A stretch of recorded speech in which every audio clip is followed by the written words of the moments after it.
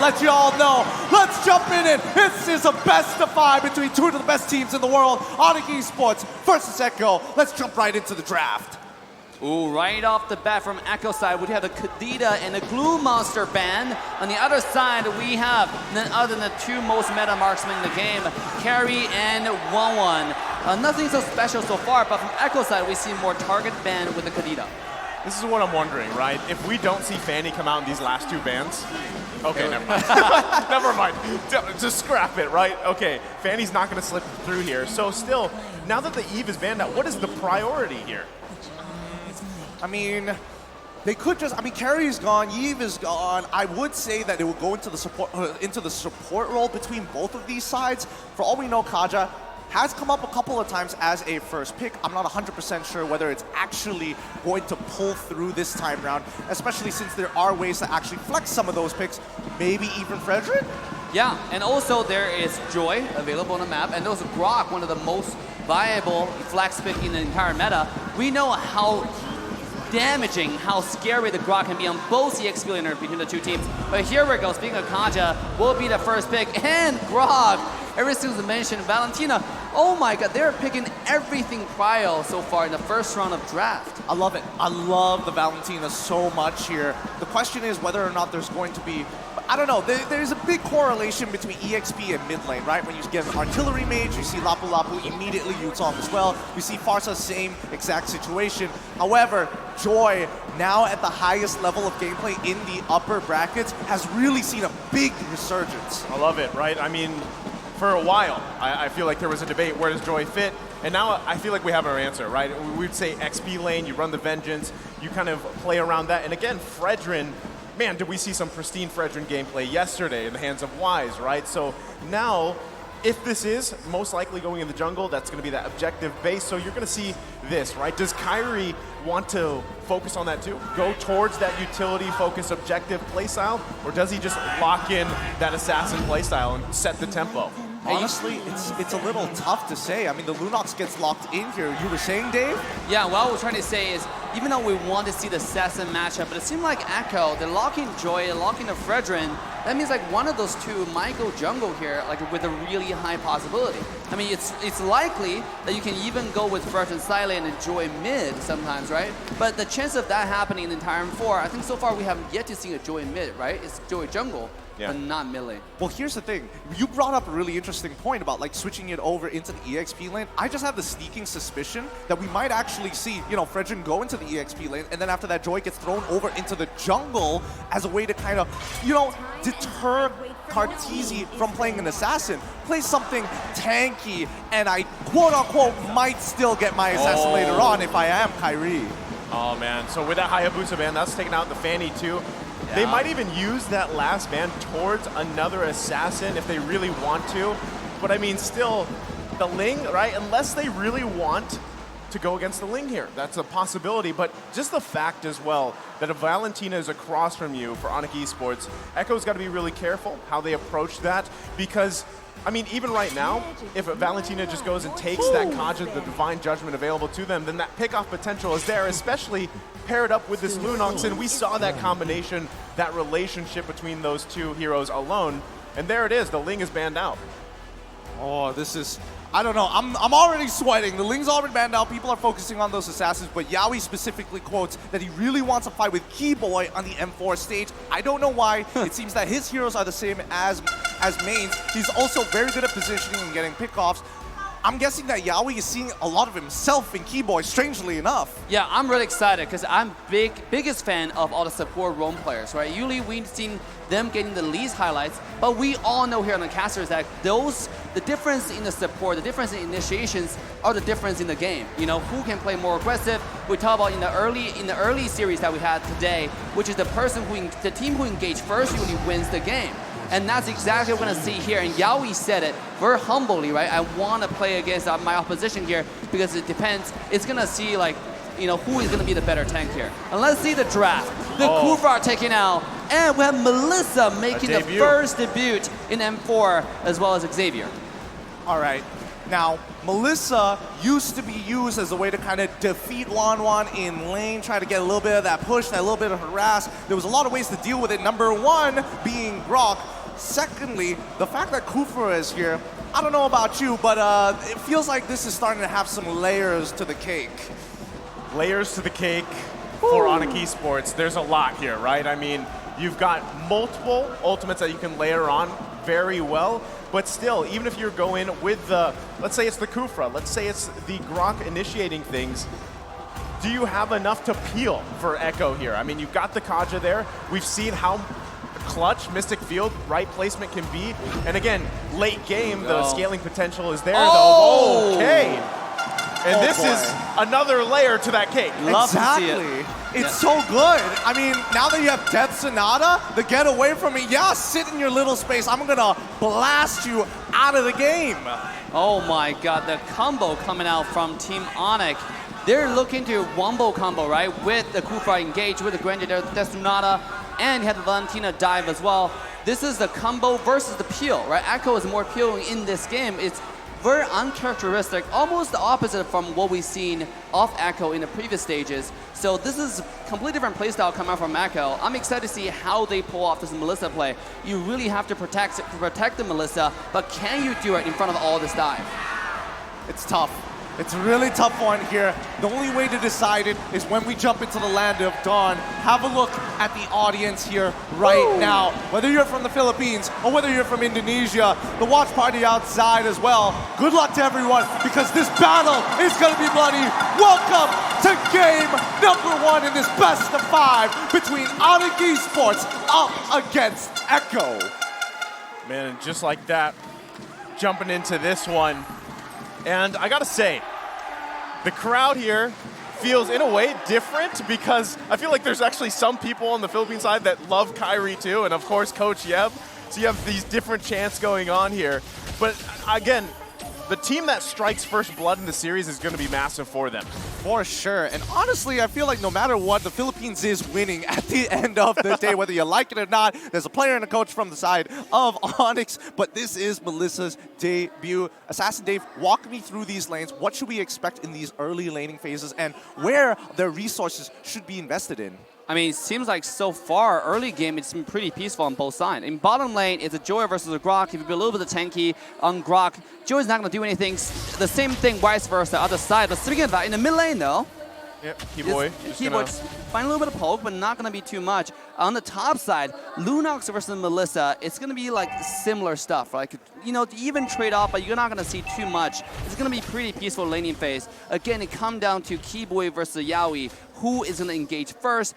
Keyboy does have the early game advantage because he is Kufra. Speaking of that, here we go. Not looking good here. ONIC Esports wants the first blood.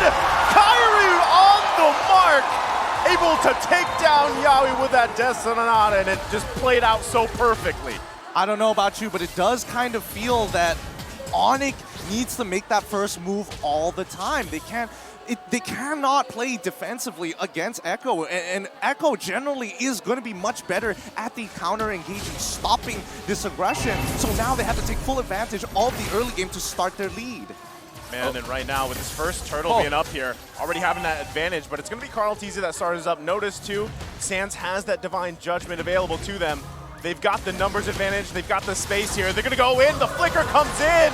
Turtle still looking to be up here, Donnie Light comes out. Kyrie able to secure it though. They're still gonna continue, Sanford going in.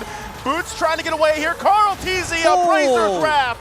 Can't get a kill though. ONIC Esports taking the turtle. Wow, that was disgustingly close to a steal there coming in from the Xavier overall. Didn't have the Enlightened form just yet, but if he did, I think that might have been the difference maker. But so far, Echo played it well. They only got caught up once, way before the turtle. But in that situation, you would expect more from ONIC. They're playing more discipline this time and showing a lot of respect to Echo. And this is why this is a grand final worthy type of level gameplay, right? You saw the turtle gameplay. It's Sanford on the Joy going to the backline, but Kufra, Keyboy Keyboy with a beautiful skill 2, canceling the skill 2 of Joy, so Joy cannot dash, which allowed Kairi to have the room to dish out the damage. Same with the Grok, same with Boots, right? Beautiful zonage to the entire side of Echo, which allowed the Granger to secure the turtle and actually walk away safely. You know, I actually thought Echo was gonna find like a retaliation, a kill or two, especially on Boots, who was so deep. But their objective was really clear and execution was crystal. Yeah, I think they also understand that right now isn't the time to fight. They do have their ultimates, and yes, they're a little bit more ultimate reliant, but at the end of the day, it's still the items, the numbers here. TZ might be in some trouble. Okay, they jump in for Carl TZ. Should be fine though, but it's 4 members here for ONIC Esports. Gonna back off for now, and you know, like you guys were saying, it's really Echo Philippines does not have the firepower yet. Especially, we don't actually know how this Melissa is going to work out so far because it's the first time it's come out in the tournament. And you do know that Melissa needs some time to build up here.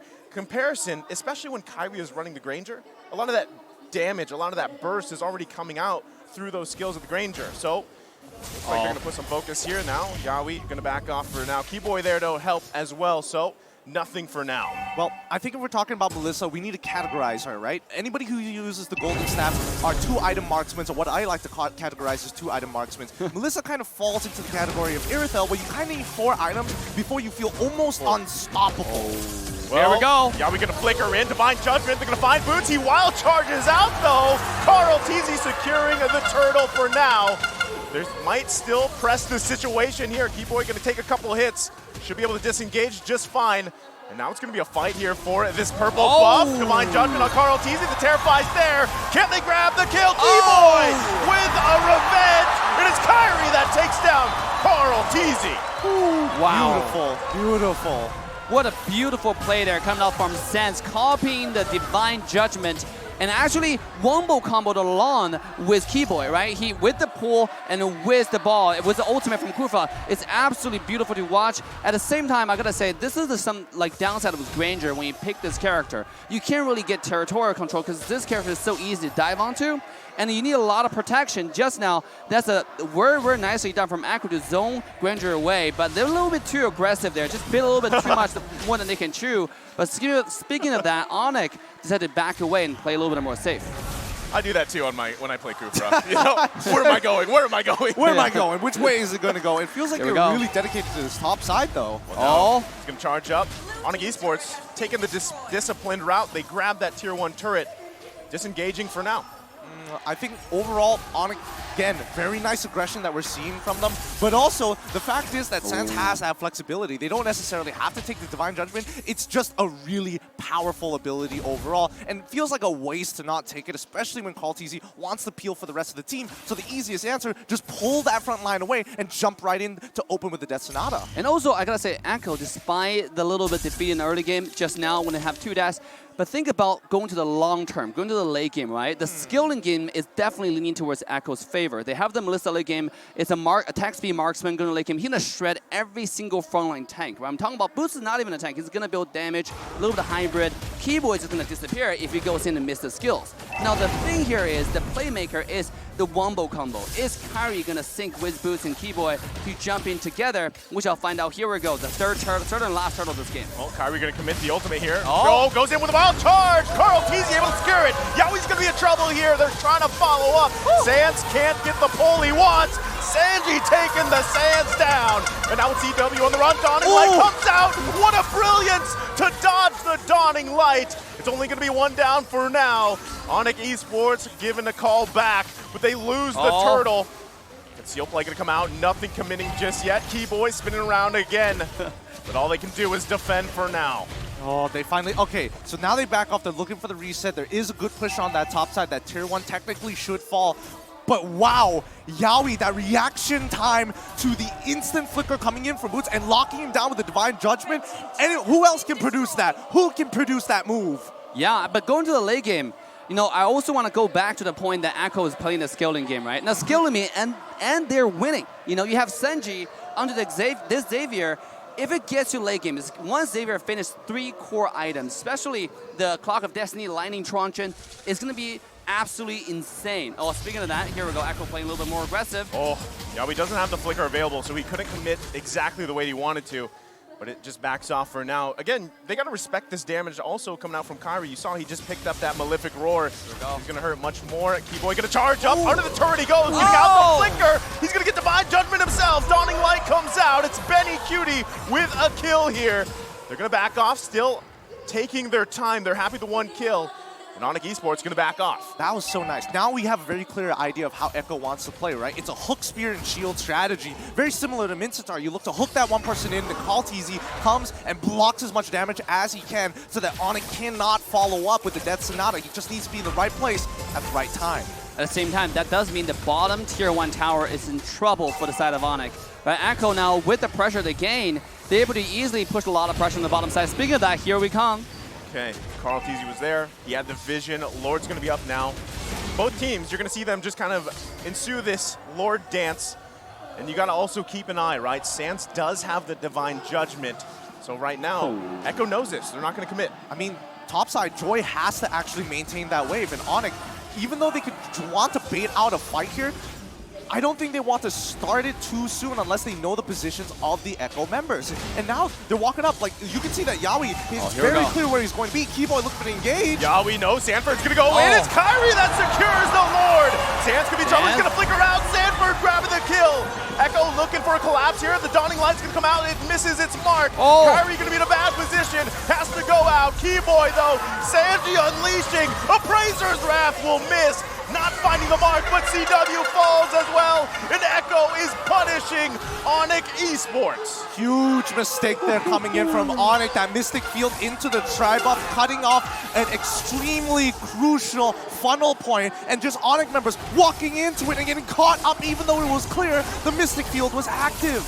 Oh my god, and that's just showing you how deadly Joy can be on the EXP laner. He literally 1v5, right? He walked in, popped the Vengeance, and what are you gonna do? Sens just died and Kyrie was trying to help. Nobody can help, you know, because he's so tanky. He has immunity to claw control. At the same time, if you hit him, it's like hitting yourself. But worse, he doesn't have a shield, he has an ultimate just to take all the damage that reflects onto you. So what a beautiful, beautiful character. Beautiful pick here, in this case, to dive onto Kyrie and dive onto Sans.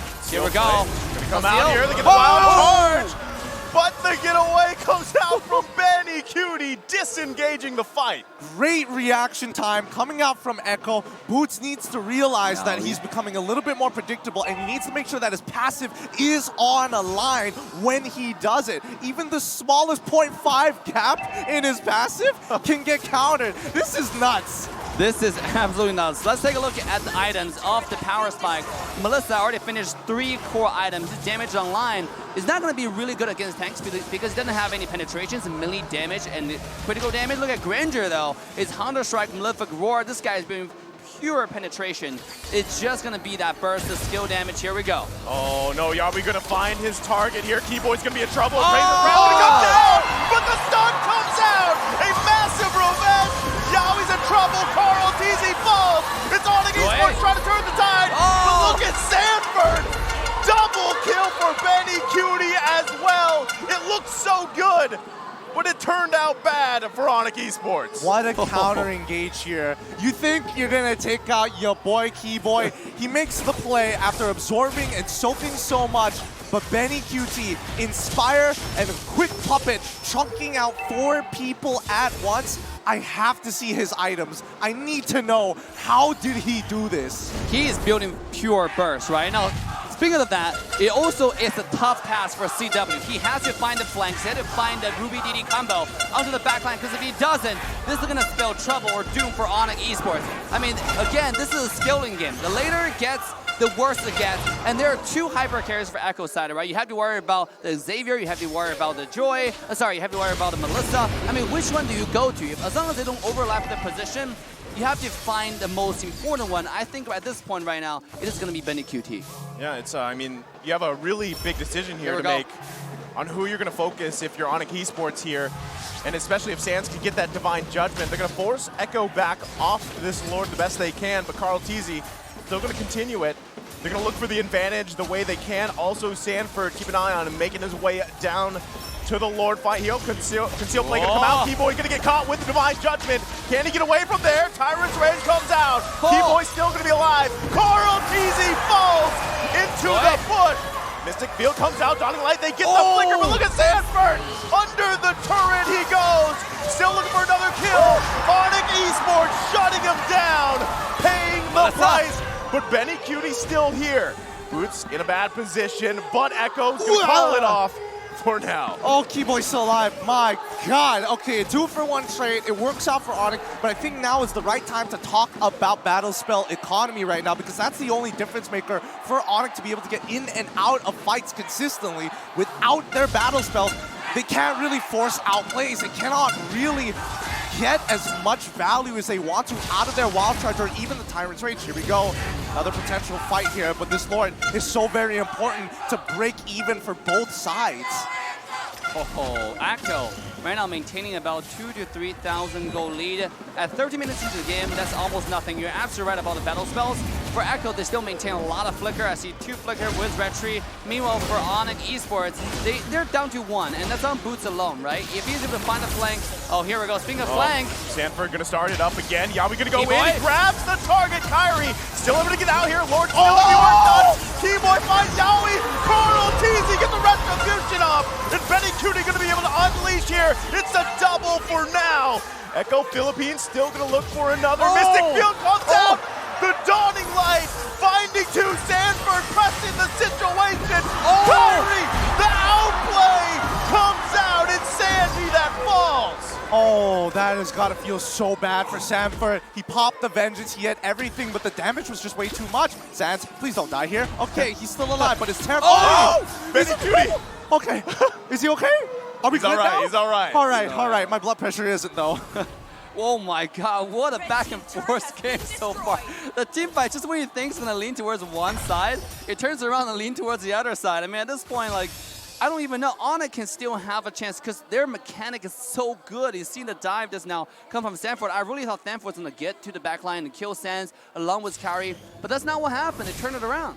Can I just say, Melissa's having an amazing debut here in M4, and that's what we're seeing. You know, Sans able to get that Divine Judgment. That could be crucial for them. They got to be careful here how they juggle this Lord around, protecting the top side here. Seal play is committed. ONIC Esports still going to hold on just fine for now. Sanford trying to clear at that mid lane. ONIC Esports still able to hold the high ground for now. Everybody getting in position here. The first one to pull the trigger, it's ONIC Philippines that backs off.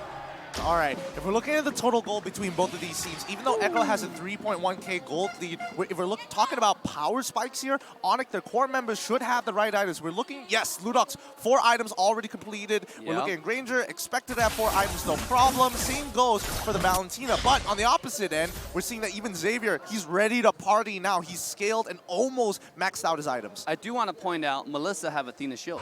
You know, this is going to be really, really good to not die in one shot. As long as this guy doesn't die in one shot from the Ruby DD combo from CW, he's going to turn around with Inspire, right? You know how much lifesteal he's going to get just by activating the auto attack. Well, that's what I mean.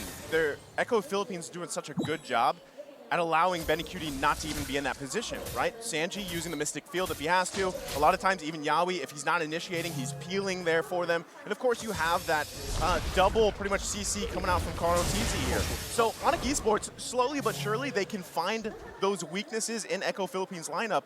But I feel like at this point, every time it's going to come down to those Lord fights. Absolutely, and I think that's why ONIC is playing really passively here. They're not trying to make active plays because they know how valuable their battle spells are, and considering their items, they know that they're pretty much even with Echo, and Echo might have a slight advantage in situational items, but as long as Benny QT goes down, they've got a huge advantage. Yeah, I also want to point out Kyrie's item. This guy built 2 tank items, right? He has Brute Force Breastplate. He's going for Athena Shield as well. I mean, he doesn't have that much damage. He only have 3 damage items completely. Now, that means with the beefy frontline like Fredrin, like Kanja, it's going to be kind of hard. We already seen how much Senji is doing with Xavier with the Downing Light combo.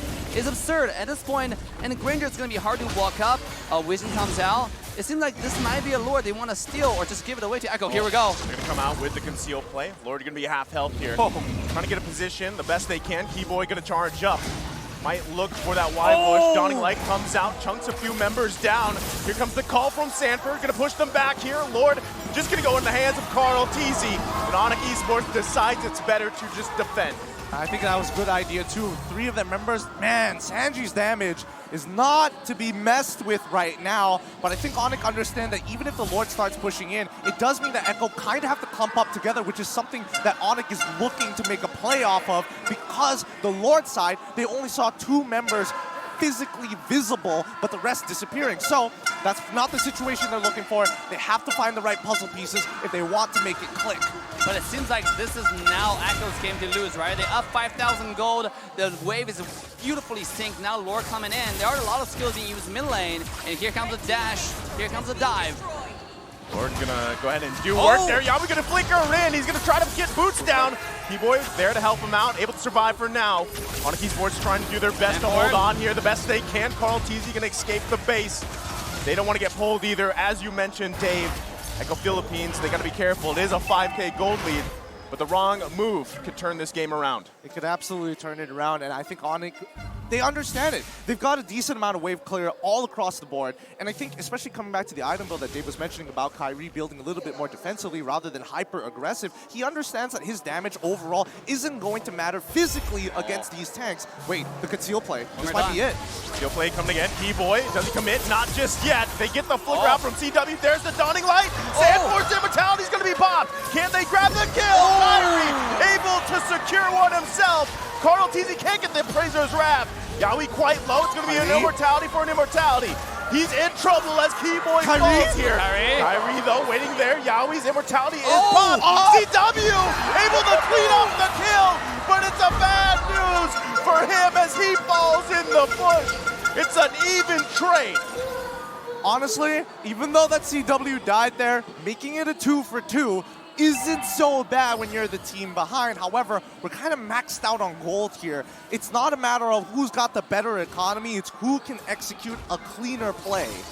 Now, I gotta say, one more time, Kyrie's damage is falling off, right? Usually Granger has spelled his skill harder and harder in the late game, but just now you saw he do the full skill 1 damage onto the Fredrin. And it almost did no damage, right? Tickled him. Yeah, just tickled him a little bit. I mean, at this point, you got to be worried about who's going to be the main damage. You even protect Kyrie. Is it worse to protect Kyrie at this point?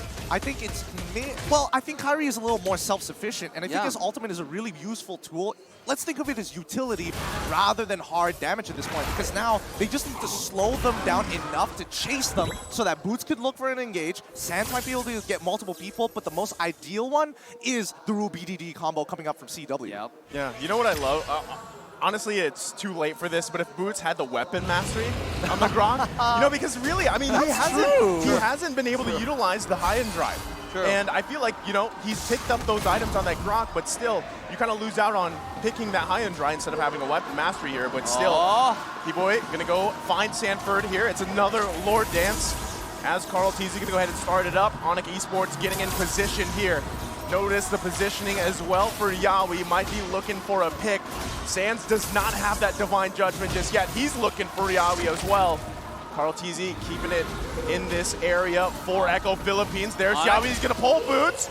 Do they engage on this? Carl TZ gets the knockup. Boots goes in on charge, but Sanji falls. CW grab the kill, pops the Winter Truncheon, but gonna fall from Yawi as well. Keyboy reinitiating, but he has to flicker out. Carl TZ gonna force Kyrie back here. Now it's Keyboy in trouble. He goes low, can't get away as Sanford grabs the kill. I mean, this is double core we're talking about. Xavier is a core. Yes, he can kill Xavier, but what about Benny QT? Right, the Melissa, the scariest person on the map right now. That person's untouched. These two never overlap the position. That means there's only one person CW can kill, right, at this point. It's so hard, even if he gets on Benny QT, because the Athena shield is making it impossible to kill as well. Yeah. So, I mean, at this point, this is looking increasingly bad for the side of ONIC Esports. For sure. I think ONIC have a really tough road ahead of them. I feel like Echo has some good protocols, and I think, you know, teams especially need to understand, or maybe even learn from this game, from Echo specifically, the positioning that they have around these Lords. It feels like you cannot fail. I mean, at this point, we've seen this a couple of times now.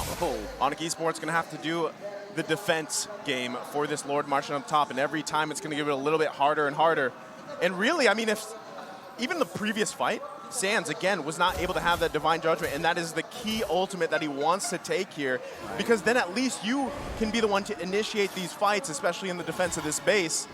Now ONIC Esports, once again, it's a dire situation for them here. Echo Philippines gonna work on this mid turret for now. That's the pull. Keyboy's in trouble. Has the immortality for now, gonna be popped, but he's gonna go down here just now. While charge did come out, another falls. Dawning Light's gonna come out. They have to work on the Lord. Echo Philippines working on the Crystal. Another falls here, and that's gonna be it as Echo Philippines draws first blood in the series. GG, well played. Echo take game number 1, and the Filipino fans here at M4 are going wild. But this is only the first of a best of 5. Things could easily change, and we have to take a breather for a moment here. Really think about this for a moment, because this technically was the inevitable outcome if you're stretched out for this long. Oh my God, what a game 1. And game 1. And we're all predicting this might go to full 5 best out of 5 games, right? I hope it does. I hope it does too, because this is too good of a gameplay. I have never seen team fight like this, right? You know, just when you think one side is winning, and then all of a sudden, no, you're completely proven wrong. And here we go, the game highlights.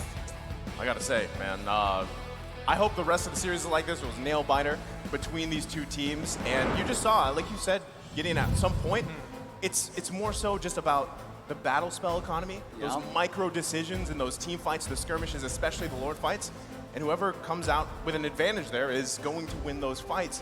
And still, I mean, ONIC Esports had a great draft. It's just unfortunate that they weren't able to pull off those micro decisions to win those team fights. No, absolutely. I think it's rather crazy that they were able to pull off some of these moves at all. Like, I mean, if it wasn't for tournament rooms, we wouldn't see this level of gameplay. We were playing on regular rank mode. My ping would be too high to catch someone off just like that. But guys, you know what time it is. It's going to be trying to beat the current record of 34 here. Production ready, because this one's going to be fast. Let's do this. M4 Battle Night goes live this January 21st, so expect loads of events and rewards up for grabs in the game. First off, complete battles tasks in the game on January 21st to get a skin code of your choice. You can choose the skin you like the most from the chest aside from the battle bonus that awaits you on the same day. Play matches and you'll get Team Star protection for 3 matches, double Star Rising points, double protection points, double EXP, and double BP for 5 matches. We are not stopping there. Free access to all heroes and loads of epic skins will also be available that very day, so save the date, log into the game on January 21st, enjoy the match, and win tons of rewards. Let's all celebrate the M4 championship together, including your friends. Almost. I knew that I couldn't make it. I was running out of breath towards the last part, but maybe. Oh, thank you. Thanks, Dad. But maybe I'll break it next time. I gotta wipe my monitor with all that spit. But with that being said, how are we gonna? I don't know how the analysts are gonna break this game, so I'm gonna leave it up to you boys. Please take it away at the analyst stand. Honestly, that was pretty impressive, Gideon. I can almost last that long. And yes, welcome to the analyst stand with me, LaFell, Leo, as well as Trex, where the Arcas open up game 1 with a victory. Leo, initial thoughts?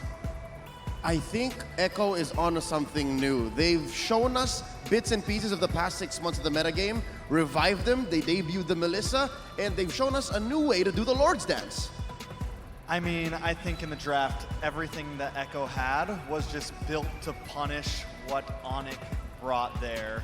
And from there on, they were just able to clean up throughout the game. Actually, let's talk about the draft, because Echo, I kind of like the draft. But the thing is, I kind of feel like you really need specific players to really unleash the full potential of the draft, because Sanford on that Joy has to be like an absolute monster, because Joy coming in, disturbing the backline, giving a lot of space for the Melissa, for the Xavier, because again, Xavier as well as Frederick, a lot of chaos at the front, and then a lot of AoE damage coming in from Melissa as well as Xavier. That's the genius of one half of the San duo. He built here a hybrid Joy, and this is my favorite kind of Joy personally, is because he's able to just go into the backline, ruin the backline heavy draft that ONIC has put onto the board for Echo to deal with, and the rest is left to, again, Yaoi and Carl TZ to peel for Benny Cutie. Oh Lord, Benny Cutie, 904, this is the best I've seen him all week so far. Another thing to point out is with Sanji and then Sanford, you have this decent amount of magic damage, right? But then you have Benny Cutie that comes in towards the end, and it forces ONIC to choose in that early game to mid to late how they want to build. And in the end, Echo was able to take advantage of that. Benny Cutie going 9-0-4 that game. I think the Melissa pick was just, it was clutch. It was extremely clutch. Yeah, with that being said, we got to look at the post-game stats, looking at the damage numbers, because again, I can't wait to go to the highlights because there's a lot to say in terms of the movements coming in from Echo as well as ONIC. But now, looking at the post-game stats where the rich guy is Benny QD, but the carry is Sanji. And we don't always say this, but Carl Teasy, he's neither the rich guy or the carry, he's the forgotten one. Carl Teasy has grown so much from becoming the M2 Grand Finalist MVP to now maining these tank junglers. Again, he's a little bit like Mobazane in that sense. So again, very impressive. But something to note here, look at the teamfight participation of the members of Echo, right? They're all relatively in the same level. They're employing their own version of the Ube. It's the purple Ube, the Orca Ube. The Orca Ube. They're moving as a pod. They're moving as a pod, as a unit, and is that the plural of like orcas? yes. Oh, really? A pod of orcas. A pod of orcas. A group of orcas. I'm writing that down. And they're hunting down the porcupines right now. Hedgehogs. Hedgehogs. I mean, potato, potato, tomato, tomato. You know, I'm colorblind. I can't tell hedgehog and porcupine. But okay, we're gonna look at the MVP quickly after this. But after that, I really want to talk about the rotations because Echo, quite cleverly, because they understand how ONIC Esports wants to move all around the map. But now, we got to talk about the MVP for this game, where we got to see among the 5 orcas, who's the one orca that really stands out above the rest, or swims faster. It is Sanford, 4, 4, and 10, creating absolute chaos in the back lines. This is the example of a set-up type of MVP. The way that Sanford finds the angle into the back line and just ruins the plans of the, I'd say, range-oriented lineup of ONIC. Again, it's very clear that they want to have a good setup, a good amount of peel. Keyboy and Boots. But the way that Sanford just goes ahead and finds CW, finds Kyrie, it's just impossible. So that's what his joy here bought for Echo. Yeah, and I mean, once the Grok engages, once the Kufra engages, then the backline is left alone, and Sanford is able to just give Kyrie and everyone so many problems now. Taking a look at this heat map. Yeah, looking at the heat map, from 5 minutes all the way to 10 minutes, if my memory serves me correctly, this is a time where Echo, they started moving a little bit more aggressive against ONIC, because in the early stages of the game, we're looking at Echo. It's almost like they have all the bushes unlocked because they know exactly where ONIC is moving around, because the first 2 to 4 minutes, honestly, it's on the hunt. ONIC is looking for Echo, but no one is to be seen. And that's the genius of the communications of Echo. Folks watching at home and even here in the stadium, I suggest you guys check out their content on social media because they actually release the way that they communicate, the way they talk to each other. And yeah, you won't really see them checking bushes the old-fashioned way. It's because they're helping each other by each taking parts of the map and deducing who's where and doing what. And now taking a look at some of these fights, towards the very beginning, there was kind of that clock on the Granger, and this is the point where we start to see Echo take the advantage in these team fights. And no matter how hard Kyrie carries this game, it's just not enough. He gets a couple shots, he gets one, but every time Echo gets a few more. And this is where Yaoi is able to just punish those dives. The go away, punish those dives, and it just was the code to get through ONIC here. Yeah, it looks like in this first game in this entire series, Echo has an advantage in terms of having the map completely open to them, because based on what you said, based on deductions, if I can't see you here, then option A and B. But when everyone is giving all the options, okay, they're not at A, they're not at B, then deducing is probably at C. So here, it's very interesting where you open up the map even when you don't see anything. And that's exactly what was employed here by Echo. Via the genius and guidance of Coach Treb and Coach Tic Tac, Sanford helped do that exactly, even in team fights. Well, what I can see in the near future,